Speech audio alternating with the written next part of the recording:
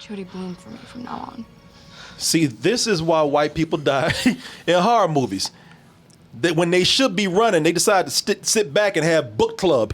Discuss have a literary conversation. We just, we like to put on a show, man. All right, we get a little over dramatic. Yeah. Okay? I'm sorry that we just like to create drama, all right? Yeah, you die for that at shit. the most inappropriate time. Yes.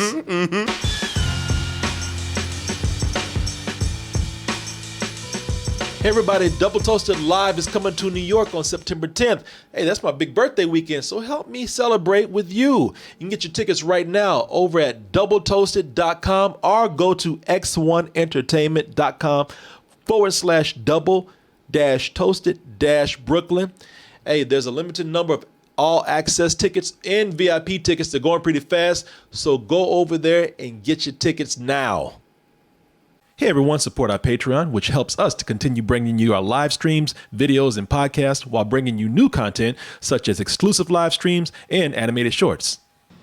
For years, R.L. Stein with his creepy ass, yes, I'm Mr. Stein. Oh, I got one of those slappies. Oh, you do? Oh, nice. Oh, I'm jealous, man. Yeah, me too. I want a slappy. Yeah. And I actually want to use to slap people. Somebody says stupid. Get up, Slappy. Somebody says something dumb. Get him, Slappy. Look at Slappy with these. I was scared of Slappy. I saw these hush puppies he's wearing. I know.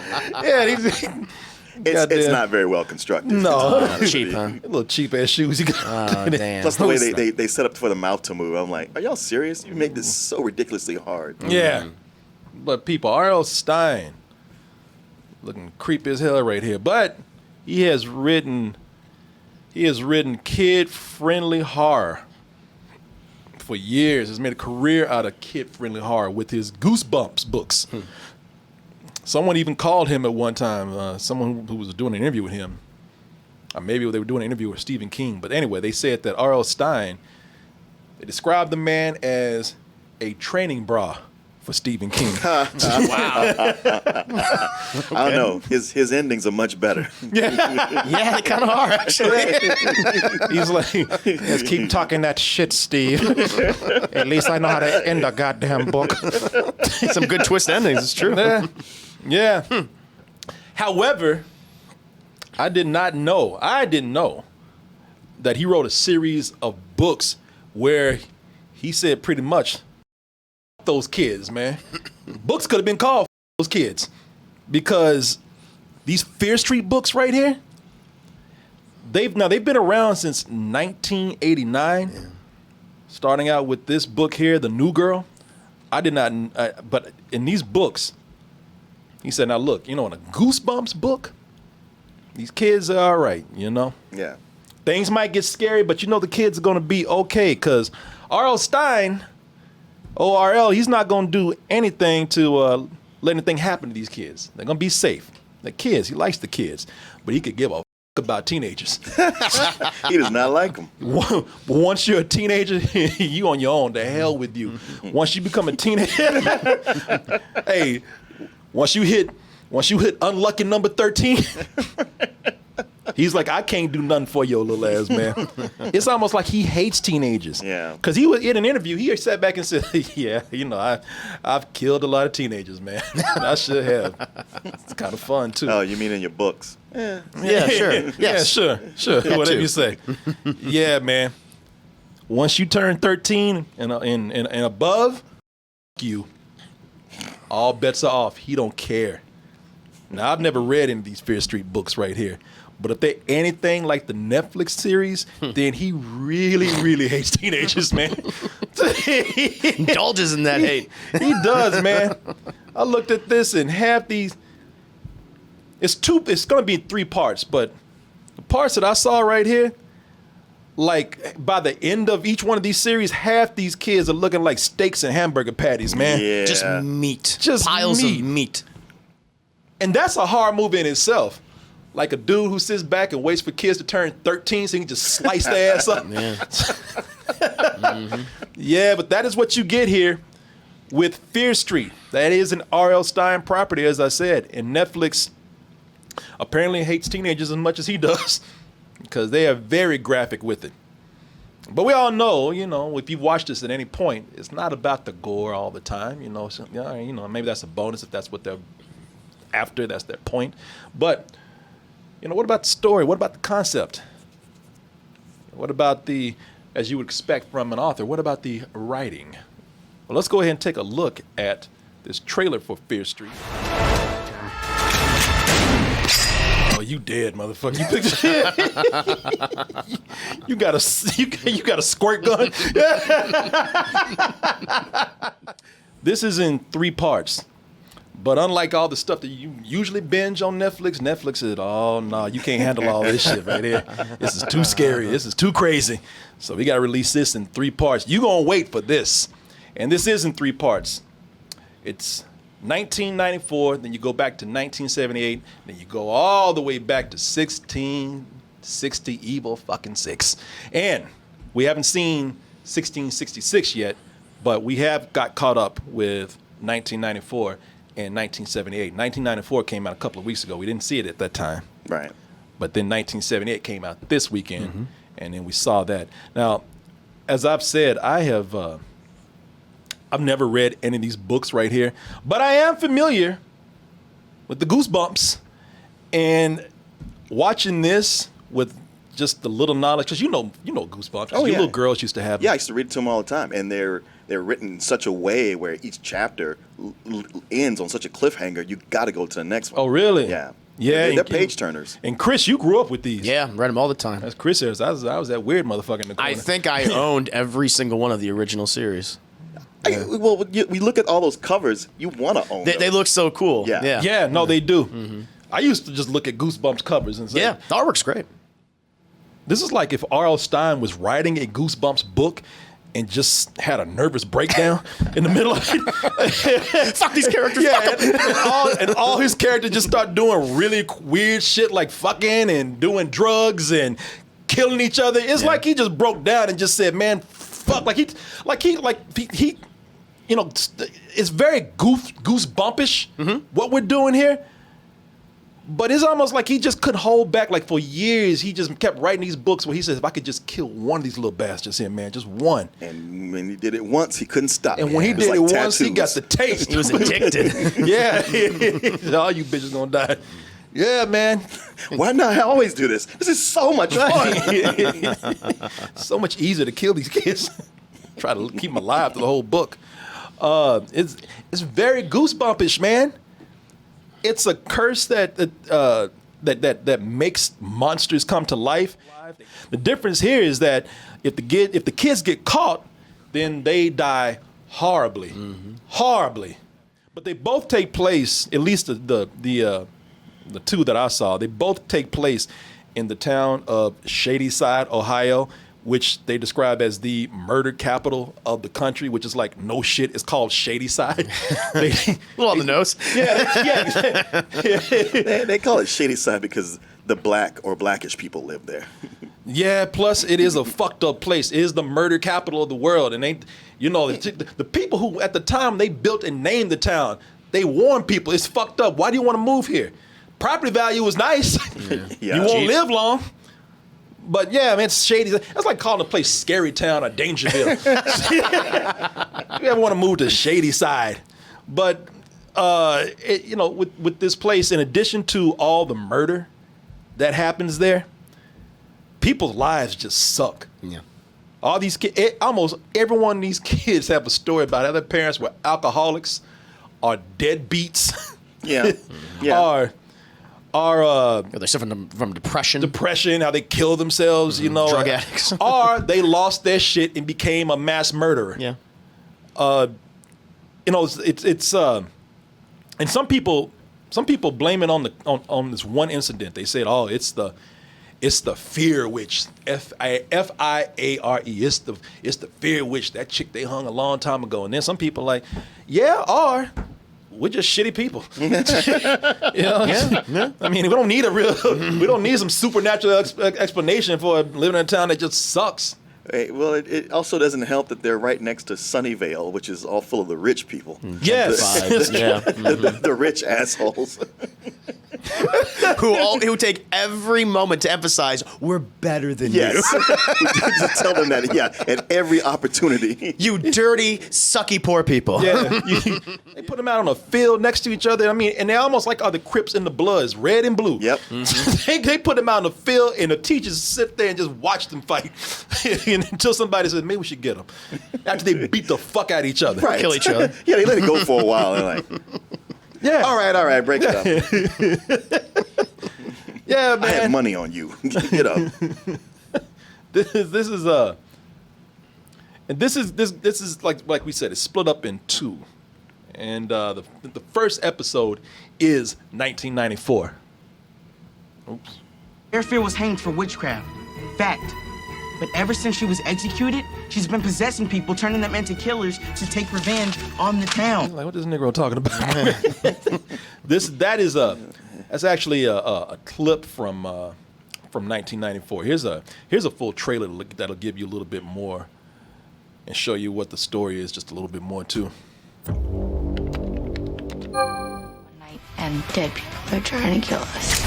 Maybe we are doomed. And this one, I'm gonna just give you a quick rundown of what these are like, because these are two separate stories, of course, that connect with each other in one way down the line. And this one centers on a girl named Dina, and Dina played by got a name right here, Kiana Mandera, and her brother Josh, little nerdy ass, goofy ass brother Josh. They've been pretty much, it's funny because they've been pretty much living on their own, even though they say dad is around, but it's kind of like a Charlie Brown situation where you never see an adult in the house. This is such a thing with shows that focus on teenagers. Yeah. Or movies, right? Like, any adults anywhere? No? Yeah. No? It's like dad, he leaves traces, beer cans and shit. No, he's around. Yeah, I mean, unless he's buried under the cans, like we never see the parents here at all. But they've been taking care of themselves, man. And when another person goes crazy, killing a bunch of people at the Shadyville or Shady Town Mall or whatever, you know, the brother's like, fuck, the witch is back, man. The curse is in full effect. The little crazy ass. She's the witch, man. Yeah, man. He's like, yeah, that bitch is back, man. And meanwhile, Dina and her brother's Josh is played by Benjamin Flores Jr. But Dina's like, look, that shit is stupid, and I got things to worry about. Grow the fuck up and no. Get out of the basement. Leave me alone. And leave me alone. Shit, I'm trying to get. His sister's like, I'm trying to get some pussy. Yeah, fucking up my mode. It's your motivation. Yeah, it really is. She's like, yeah, I got my problems of my own. Turns out to be something else going on. And this shit, there was a clip I just showed you a little while ago, but again, in kind of a Goosebumps fashion, but in other ways, it's like they put all this information together. They, within a short amount of time, everything that's happening. I tell you what, it's like a good old fashioned Scooby-Doo. All these kids get together, they find some clues, and they immediately put together what's happening. 1666. Sarah Fear was hanged for witchcraft. Shadyside isn't just some hotbed for psychos. All these massacres are connected to Sarah Fear. And Scooby-Doo. Get away. The only thing they didn't do was pull a mask off somebody. The old dude that worked at a graveyard. Only thing that was missing was a dog sitting up there like, this is Yeah, they do pull a mask off at one point. Yep. But the dog is missing. Mm-hmm. Yeah. Look, this can feel silly at times, to say the least, because, as I said, this puts together a couple of things. It's almost like you combine Stephen King, It and whatnot. Oh, yeah. But like, what if like It was turned into like a Goosebumps book, in a way? But it kept all of the violence, all the language. Some elements like the Stephen King type bullies and whatnot. What about you, Mark? Yeah, I'm not feeling it so much. What you say about it technically, you're absolutely right. But overall, I like the first one. I mean, I like the second one better than the first one, but it just made me feel like this is Stranger Things meets American Horror Story. I mean, nothing against the actors, but every one of these teenagers, whether they're from Sunnyvale or Shadyside, I was like, these kids are all a bunch of assholes. Except for the little brother, Josh, and he's a creep. Yeah, he's just horny. Oh, yeah, He's just horny, man. Come on. He's just awkward. No. The way he's into those internet chat rooms and shit, he's going to be somebody possibly storming the Capitol. But he was right. Yeah, he was. Yeah, that's the thing. He had all the information here. Shit, with everybody out there, when everybody's out, partying, fucking and everything, he's at home on his chat room talking to some. I think he was. At first, I thought he was talking to the witch herself. Well, we don't know. I would not be surprised if that's Yeah. what they're building towards. Because there seems to be something more to that. Listen, I recognize the flaws in this, and I think that there are some. But one, I do like how adult themed this is. They didn't water down the teens here. They do things that rightfully so should make. Listen, if you're a responsible adult, you should be cringing at this. If you're watching a bunch of teenagers like have sex and do drugs and murder each other, then that should be weird. But they let these kids be kids, and I like that. I'm not into gore like I used to be. Gore was fun when you had to sneak a movie, or you weren't allowed to watch rated R films, it was just fun to watch at a certain period of your life because you didn't see that much gore before. But man, I'm like, man, I don't need that right now. I'm more of a story man. I'm more substance than that. But shit, this brought the savage out in me, man. I love this shit for the blood in there, man.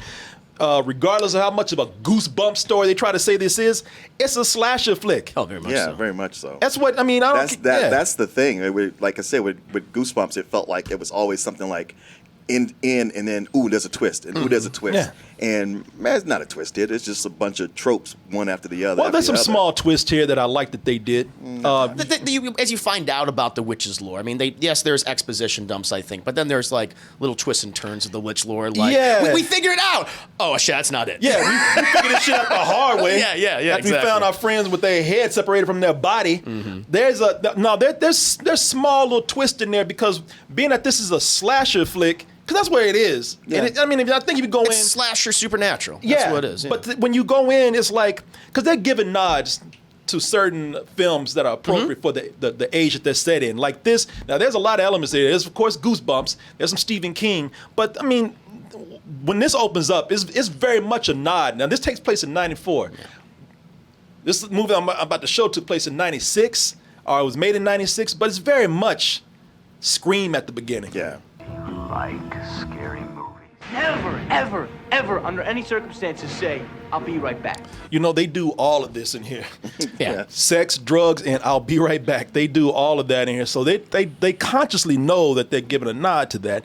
And there's a little bit of humor layered on top though, because they know what they're doing. I think they're winking at the camera a little bit. Yeah, Yeah. I mean, it's definitely yeah. indulging the tropes, but it's having a little fun with it at the same time. It's and it's a lot of different tones everywhere. It starts out as a slasher flick, especially Scream in the 1994 segment, and then they start getting into things like it starts to feel like I don't know if you like this, it might be a good thing. If you don't, then it might be a negative. But it starts to feel more like scary stories. You tell in the dark or whatever. But his tone is very much slasher flick, full forward, and it goes all out to show you that it is that by showing you all that meat when these kids get all chopped up, man. And I'm not gonna lie, I enjoyed that. It's very well done. It is. The mixing of both practical effects and CGI. There's a lot of CGI in this movie, but it works. It fits the scenes. At least for me, it worked. Shit, Michael Myers would look at this and be like, God damn, like, man. It's good work. It's good blood work. I like it. Wow. Hey, man, show me how you did that. Hey, Jason, Freddy, come here. Look at this shit. What? Oh, shit. You gotta warn somebody, man. That's fucked up, bitch. This shit goes off, man. Look, if you like Halloween or anything like that, then I do think that you will like this because that's where this is. That's the reason I like this, man. I used to, I've seen some slasher flicks where what gets me is how they set up a kill and then they don't go through with it. And I'm sorry, we're watching a slasher movie. Okay, it's gruesome, it's sadistic, whatever. But if I'm watching a slasher movie and they show me a cool way to kill somebody, I want you to fucking do that. I was Halloween, some chick put her hand in the garbage disposal, and nobody cut that shit on. Yeah. I was so mad to see that chick get her hand back. It's like, get the fuck out of here. Don't you? Why would you tease? Why'd you cock tease like that in a Halloween movie? Yeah. They do not do that shit here, man.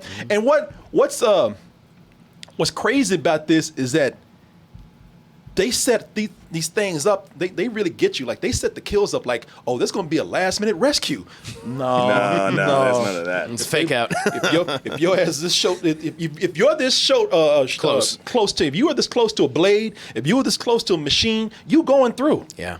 If your hands in the garbage disposal, you're losing it. If you're near a meat cleaver, I mean, if you're in this movie, you're likely gonna die. yeah. If you're funny, you're gonna probably die. Yeah. You know, and once this movie gets a taste for blood, it doesn't stop. It indulges in it. I will admit that maybe I was able to relish in the blood a little bit and the gore because, they have people in here that I didn't care about too much. A lot of the Stephen King bully-esque characters, which I thought we saw a little bit of that in the 94, but I thought they did that way too much in 78. Yeah. I was like, okay, some of these characters are obnoxious. I Well- don't even need them in here. I didn't even I didn't hate characters. I was cool with them. They annoyed me a little bit sometimes, but I didn't care enough to really lose any tears over when they died. Josh, I'm sorry, Josh is. I like Josh, but Josh spends half the movie with that expression on his face right there. Josh is just somebody I couldn't get close with. And I do something with him later on in the episode where I'm like, that's bullshit. That's complete. I'm happy for him, but that's bullshit. I ain't about that at There's all. also something that happens that he has almost no reaction to. And I was like, how did you have all this happen before and now he's just acting like, Traumatized. Yeah, he commented on it. Yo, he commented. He says, He's in shock. He's in a state of shock. shit, I didn't expect him to react because he didn't react to shit throughout the whole movie except with that expression right there. I was cheering some shit on. I'm sorry, I'm that asshole when I see people, even if they don't deserve it. I'm sorry, I'm here to see people die. So that's what I wanted to see. And the movie, maybe the characters didn't charm me too much, but the movie itself did because the editing was funny sometimes. Yeah. That it did, Detective Glove, it's really well made. Yeah, if I feel like you got a sense of humor, then I feel like you kind of maybe not everything is working, but I feel like you're doing a better job than instead of being just completely ignorant. There's just editing choices in here made me laugh. There was a couple of scenes where somebody tried to finish a sentence and the movie just come in and say, "Shut the fuck up."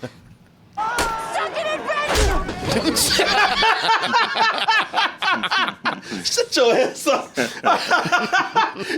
And what I love about this edit is that she actually looked like she was mad about it right afterwards, like she just got hit. She's like, Chris Tucker, who fucking kicked me? Nostrils all flared. Yeah. It's kind of reminiscent of maybe like Edgar Wright's editing you often see like in Shaun of the Dead or Hot Fuzz, where that's like the editing is part of the humor, those transitions. I really like that. That's what it reminded me of. So that was good. Yeah, me too, man. But in 1978, we're going to tell you how these two connect, but with 1978, it's they do expand on the story a little bit. They show you the backstory of the only person to have survived an attack by the witch. Run!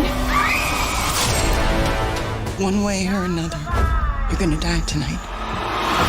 This not only shows you some of the backstory of some of the characters, but also some of the serial killers too, and how they evolved or got to where they were. And you see some of those in the first one. This one, when they got hired. Yeah. All right, you're in. This is this doubles down on a lot of things that 1994 did. For one, this is even more of a slasher flick because this is going back to like classic, slasher flicks. Some of the ones that started it all, like Friday the 13th. Don't put your clothes on now. Show's getting started. Yeah, you dead now. That's too late for that.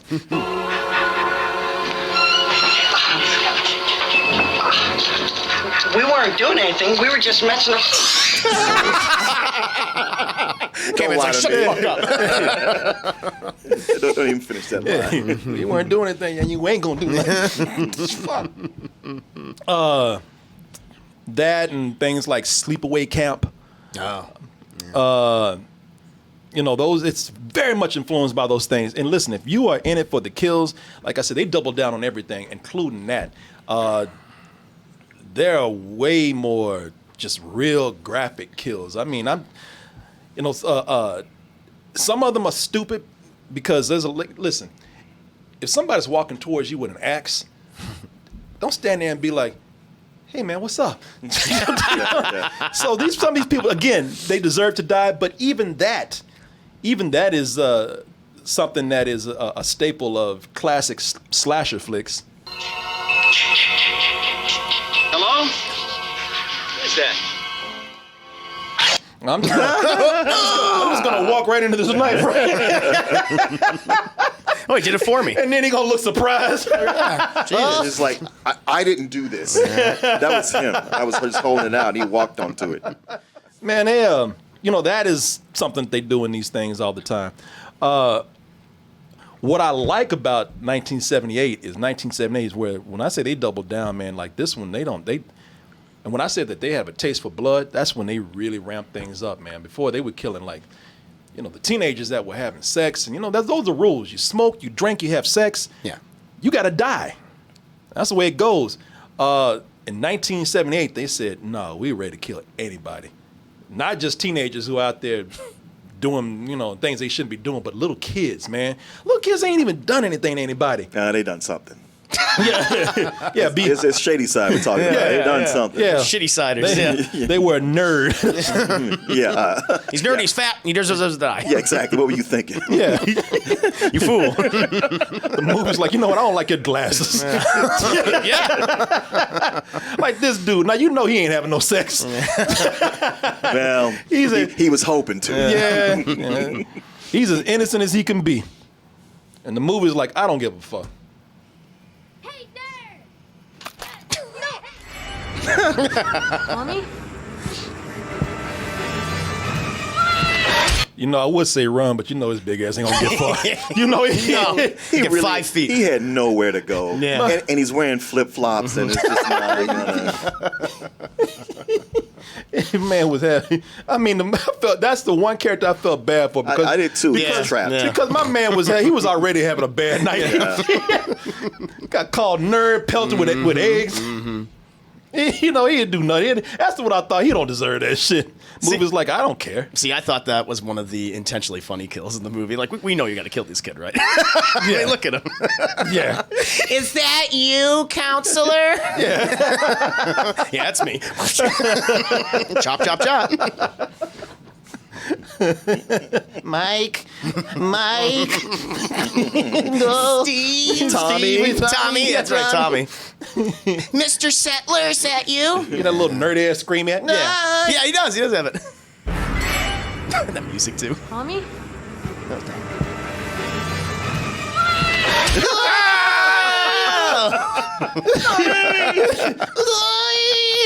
Yeah, you weren't laughing during that scene? Come on.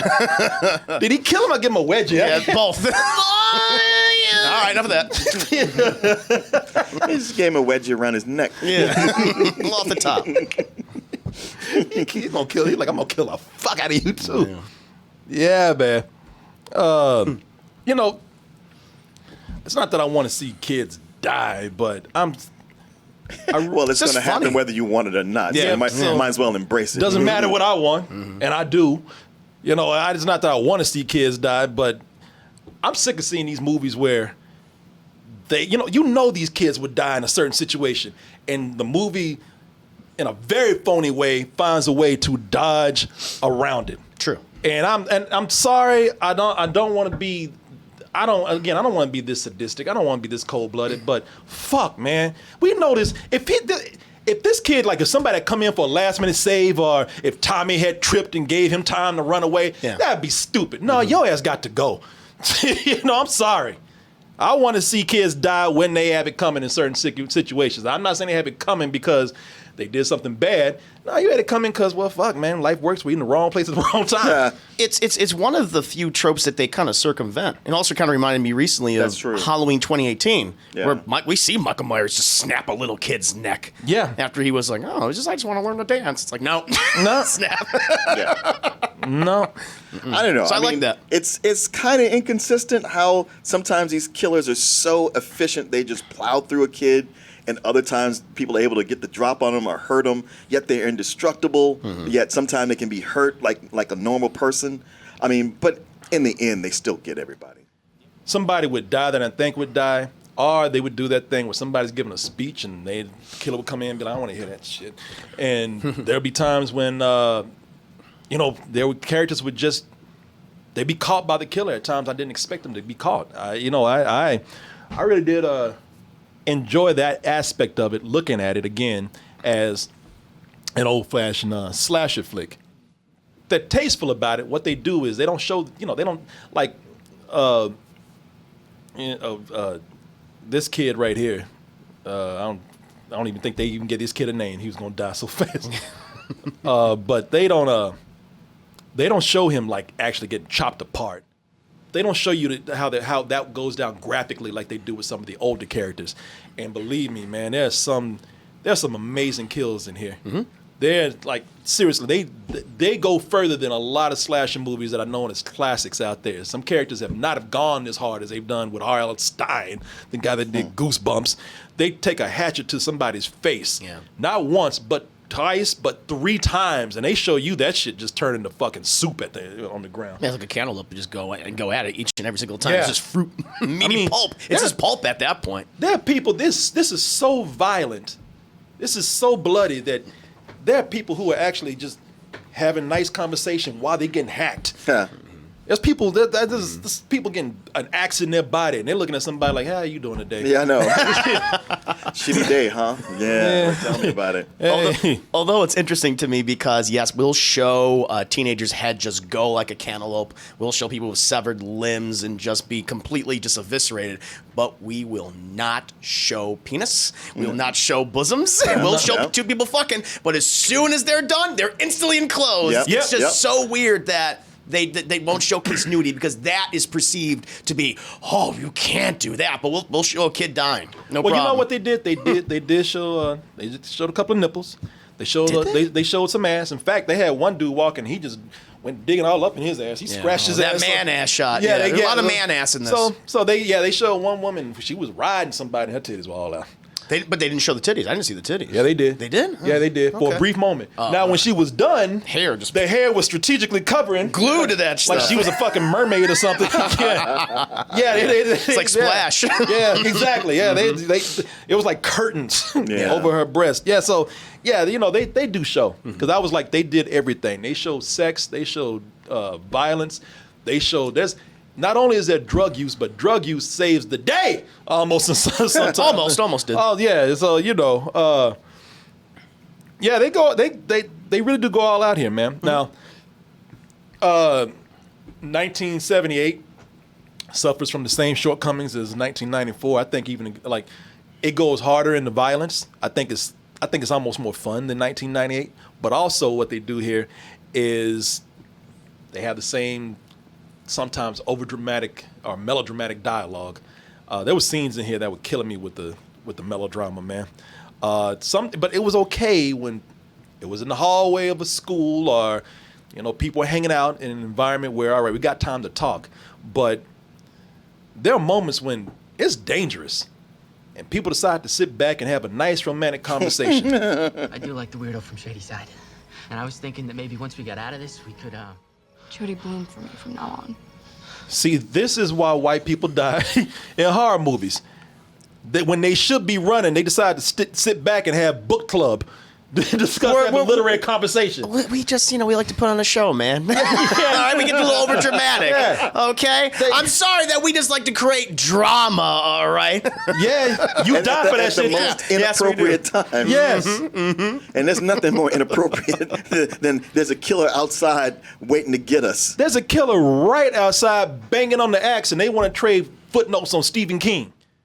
And it was funny because they also had a snake that snitched on them too. Went right for him. I just have to say, there's a scene with a snake where the killer finds a snake and say, "Hey, we'll go find him." Hey, want to team up? Want to team up? Snake is like, and the snake went around and. Well, you expect a snake to be a snitch. Yeah. Mm-hmm. I mean, it's kind of in the name.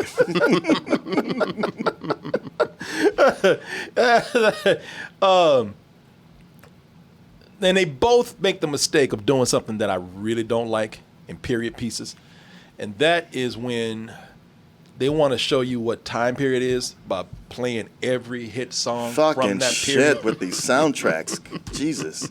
Everybody uses soundtracks as a crutch. Movies have been slipping in David Bowie a lot for a while. And it's like, all right, now here it is again, where y'all are just, it's blatant. I was like, this better add up to something. Like, he better show up in the next movie. He's one of the killers. Yeah.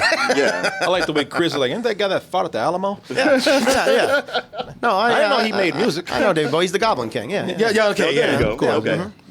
There you go. He's fighting Muppets now. You know who he is. Yeah, no, but 1978, I didn't mind too much because at least they were making references and they were playing the music. It seemed to like be something where it was fitting in with the story. They would play a song to distract somebody, or there was a scene where it seemed like, all right, this fits the moment. But in 1994, man, it's like they would finish the song and another song would come right on, man. Yep. It really they're playing a playlist. It was like somebody pressed fast forward our next song on a fucking player. It would come right after another. It was a jukebox in the beginning. That kind of got to me, man. Sometimes it would be a little bit on the nose, even with the casting in this. Netflix is like, all right, who do we got? Yeah, exactly. Let's get some Stranger Things kids in here right now. Sadie Sink from Stranger Things.